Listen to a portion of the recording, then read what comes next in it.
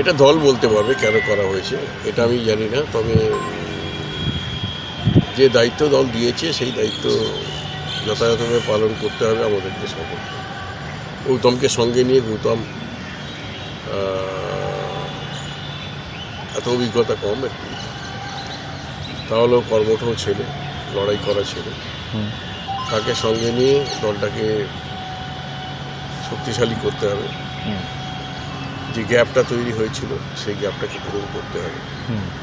এবং হাওড়া 8টি ব্লক নিয়ে হাওড়া লোকসভাকে, হাওড়া সদর, এই 8টি ব্লককে শক্তিশালী করা দরকার অবিলম্বে, যাতে 8টি বিধানসভা কেন্দ্রেই আমরা আমাদের প্রার্থীদের নির্বাচিত করতে পারি। 1 নম্বর।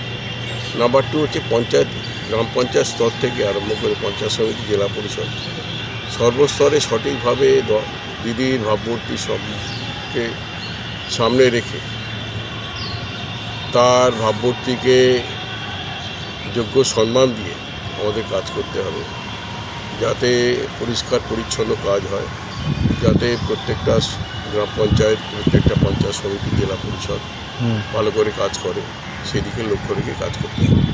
কর্মীদের একত্রিত করে ভালো মানে ভাবমূর্তি সম্পন্ন ভালো ক্যান্ডিডেট সামনে রাখতে হবে, সামনে রেখে প্রার্থী করতে হবে।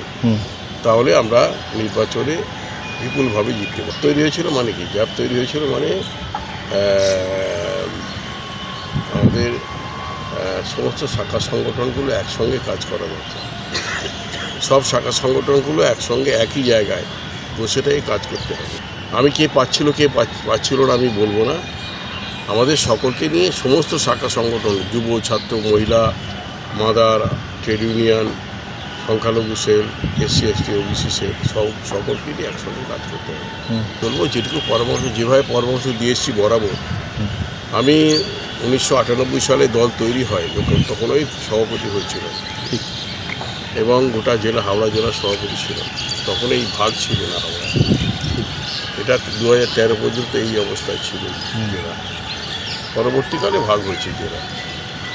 তাই যাই হোক, গৌতমকে বরাবর পরামর্শ দিয়ে এসেছি। আজকে গৌতম জেলা MLA হয়েছে, গৌতম লিডার হয়েছে, তার সবসময় সেই পরামর্শ আগেই দিয়েছি, সেই পরামর্শই দেবো, যাতে ভালো লিডার হয়, শক্তিশালী দল হয়, সেই দিকে আমাদের নজর দিয়ে আমাদের তাকে যথাযথ যথোপযুক্ত পরামর্শ দেওয়া, সেটা নিশ্চয়ই দেবো।